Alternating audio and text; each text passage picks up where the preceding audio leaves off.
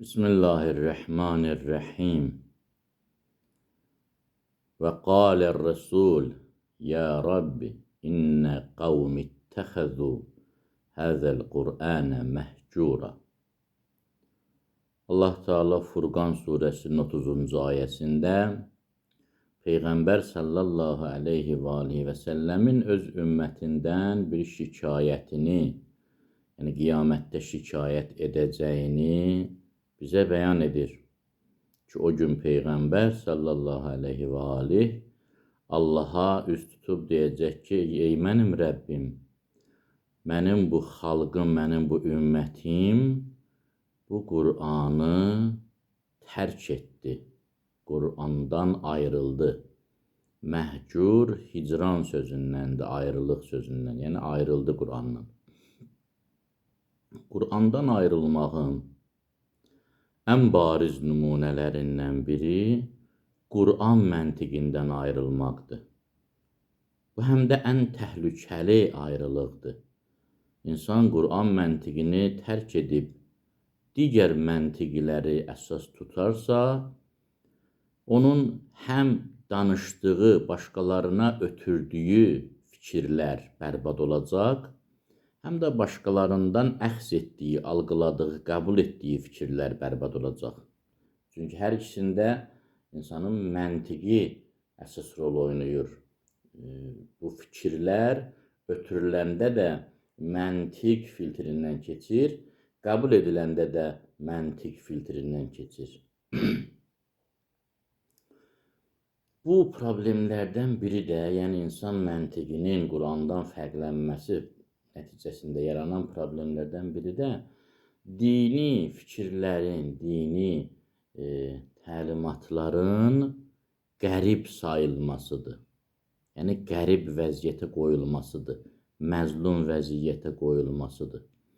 Bizim dinimizin bir çox məntiqli, əsaslı, arqumentli fikirləri vardır ki, insanlar o fikirləri qərib duruma qoyublar, məzlum vəziyyətə qoyublar.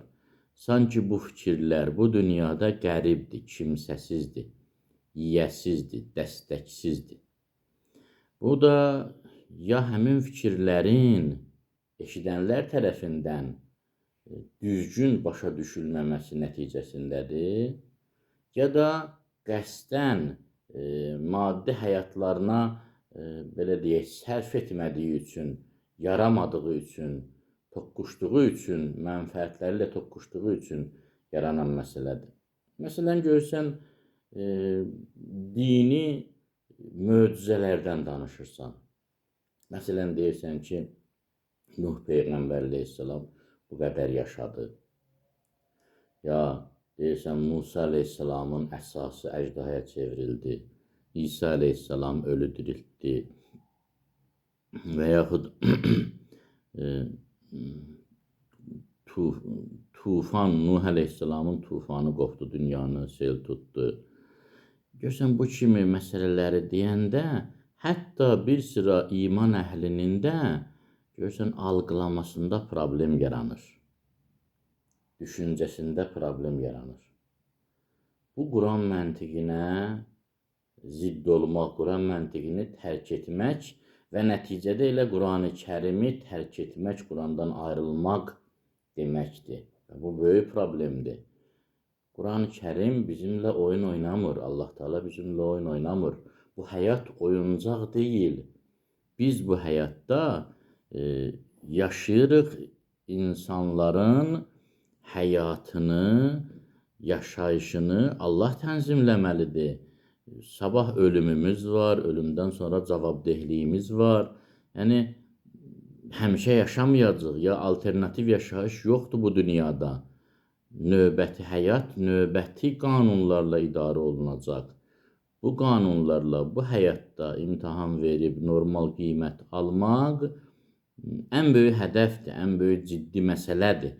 Ondan ciddi məsələ yoxdur. Təəssüf ki, biz bir çox hallarda belə şeyləri deyək ki, unuduruq, ya özümüzü unutmuş kimi göstəririk. Məsələn, bəzi mövzular var, dini baxımdan, dini mətnlər baxımından çox müqəddəsdir.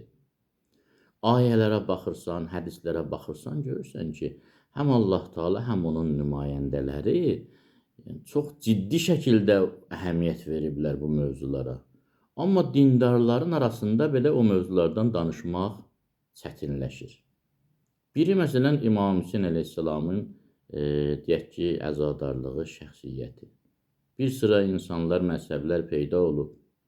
Ağızlarına gələni danışırlar İmam Hüseyn əleyhissalam haqqında, əzadarlığı haqqında və bu fikirləri yayırlar və möminlərin qəlbindəki İmam Hüseynə müqəddəs baxış aradan gedir. Nəticə nə olur? Nəticə bu olur ki, sabah İmam Hüseynə kimsə dil də uzada bilir. İmam Hüseyn əleyhissalam dinin özüdür deyəndə, mən bir dəfə bu söhbəti elədim, sosial şəbəkədə qoydum, elə tənqidlər, etirazlarla üzləşdim ki, gördüm heç bir məntiqləri, arqumentləri yoxdur. Bu bir. Üstəlik, arqument gətirənlərin də dindən qətiyyən savadı yoxdur. Bu da iki. Yaxşı, Qur'an-ı Kərim Əhl-i Beyti pak edibsə, Allah pak edibsə, Allahın pak saydığını napak birisi qətlə yetirirsə və insanlıq buna öz münasibətini bildirmirsə, bu insanlıq diri deyə ölüdür. Və yaxud, görsən, Qur'an-ı Kərim möcüzələrindən birinə görsən münasibət. Elə münasibət bəsləyirlər ki, sanki müsəlman deyirlər, sanki qeybə inanmayıblar, sanki Allahı qəbul etmirlər. Yəni, belə insanları formalaşdıran ruhanilər də cavab verəcəklər. İstənilən məzhəbdən olursa olsun. Bəzi insanlar var, ümumiyyətlə dini söhbət arzusundadırlar. Bu söhbət doğrudur, yanlışdır, əsaslıdır, əsassızdır, ona maraqlı deyil. Filan kəs belə deyirdi. Vəssalam, bu qədər bəs eləyir. Filan kəs dedi ki, Mehdiçilik yalandır. İndi bu filan kəs özü kimdir, nəçidir, nəyə əsaslanıb dedi, hansı argumenti göstərdi, heç nəyin fərqinə varmadan durub başlayır, bu da onun dediyini papuqay kimi təkrar eləməyə ki, bu yalan. Bunun axırı yaxşı olmayacaq. Allah Taala ilə üzbəyiz olanda bu filan kəslər gəlib sizə kömək etməyəcəklər və orada yalan argument də keçməyəcək. Ona görə çox ehtiyatlı olmalıyıq ki, Peyğəmbər sallallahu şikayəti bizim də halımıza şamil olmasın. Allah amanında qalın.